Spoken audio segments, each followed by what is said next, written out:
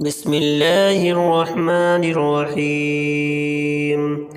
الرحمن علم القرآن، خلق الإنسان علمه البيان. الشمس والقمر بحسبان، والنجم والشجر يسجدان. والسماء رفعها ووضع الميزان، ألا تطغوا في الميزان، وأقيموا الوزن بالقسط ولا تخسروا الميزان. والأرض وضعها للأنام، فيها فاكهة والنخل ذات الأكمام، والحب ذو العصف والريحان. فبأي آلاء ربكما تكذبان؟ خلق الإنسان من صلصال كالفخار، وخلق الجان من مارج من نار. فبأي آلاء ربكما تكذبان؟ رب المشرقين ورب المغربين. فبأي آلاء ربكما تكذبان؟ مرج البحرين يلتقيان، بينهما برزخ لا يبغيان.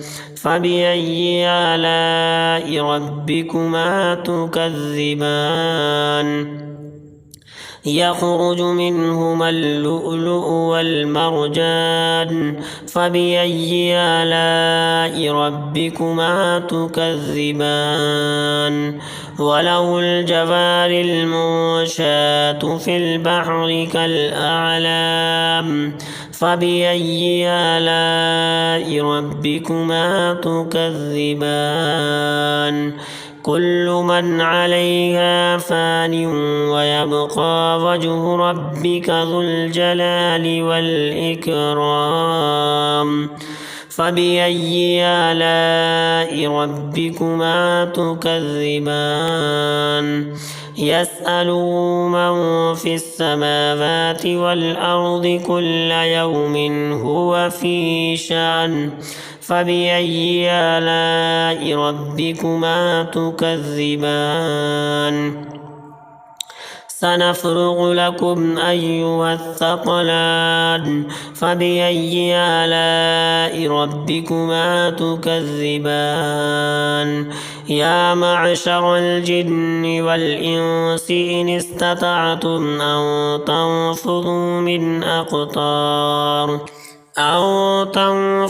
من أقطار السماوات والأرض فانفذوا، لا تنفذون إلا بسلطان. فبأي آلاء ربكما تكذبان؟ يرسل عليكما شواظ من نار ونحاس فلا تنتصران. فبأي آلاء ربكما تكذبان؟ فإذا انشقت السماء فكانت وردة كالدهان. فبأي آلاء ربكما تكذبان؟ فيومئذ لا يسأل عن ذنبه إنس ولا جان. فبأي آلاء ربكما تكذبان؟ يعرف المجرمون بسيماهم فيؤخذ بالنواصي والأقدام. فبأي آلاء ربكما تكذبان؟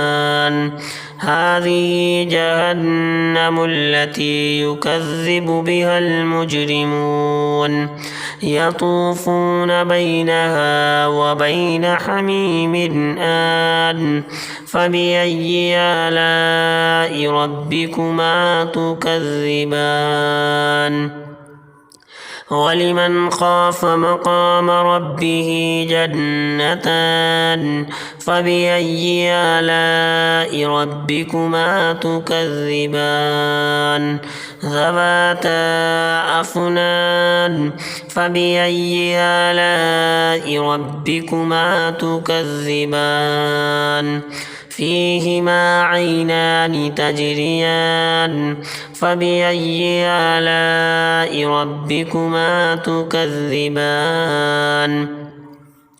فيهما من كل فاكهة زوجان فبأي آلاء ربكما تكذبان متكئين على فرش بطائنها من استبرق وجنى الجنتين دان فبأي آلاء ربكما تكذبان فيهن قاصرات الطرف لم يطمثهن إنس قبلهم ولا جان فبأي آلاء ربكما تكذبان